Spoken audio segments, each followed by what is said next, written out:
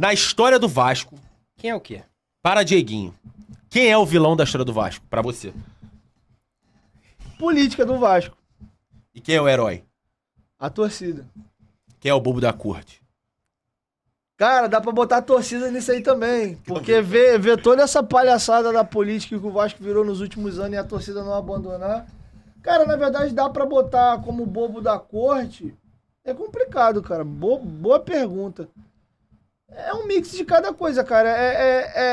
Os políticos do Vasco fazem um circo e o torcedor do Vasco vira os bobos da corte. Ao mesmo tempo que a gente somos heróis, a gente é feito de bobo da corte pelos vilões do clube que são os políticos.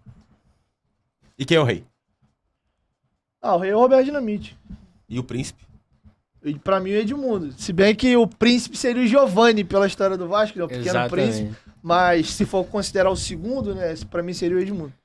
E o protagonista? Cara, o protagonista da história do Vasco eu acho que é a história social do Vasco.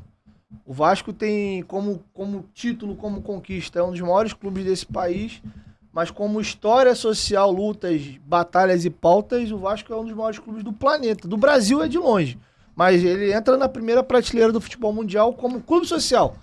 Foi lá que foram proclamadas as leis trabalhistas, foi o Vasco que brigou pela causa dos negros, dito isso pelo próprio Pelé. Se hoje eu sou jogador de futebol, eu agradeço ao Vasco. Inclusive, coincidentemente, era um combinado de Vasco e Santos, né? O Vasco e alguma coisa ele joga aqui no Maracanã e a seleção brasileira o vê ali e dali ele é convocado para a Copa de 54. Então, sem o Vasco, talvez alguém poderia ter tido a atitude que o Vasco teve posteriormente, mas Foi o Vasco. foi o Vasco. Então, a história social do Vasco qual foi a pergunta? A coroa, né? Quem é o protagonista? O protagonista é a história social do Vasco. Anti-herói. Putz, define melhor pra mim anti-herói. Assim... Porque o Deadpool a gente trata É o como Deadpool, anti-herói. é o Deadpool. Ele, na história, assim, ele é do bem, mas ele tem ações que não são do bem assim. Não são tão bons. Ele não é tão bonzinho, mas Cara, ele é do bem. dava pra colocar, sabe quem nessa cara? O Eurico Miranda. Exatamente. Porque sem ele não tem a maior parte dos títulos do Vasco, ao mesmo tempo ele fez tanta cagada no meio tempo que deu problema. Ele acho que ele é o anti-herói. Na reunião de pauta a gente teve o mesmo negócio aqui, é isso aí. Figurante. Porra, tem uma porrada, mano. Um que vem na cabeça. Cara, figurante. Porque tem bons figurantes, né? Ah, não, tem coadjuvante diferente de figurante. Desculpa. Exato.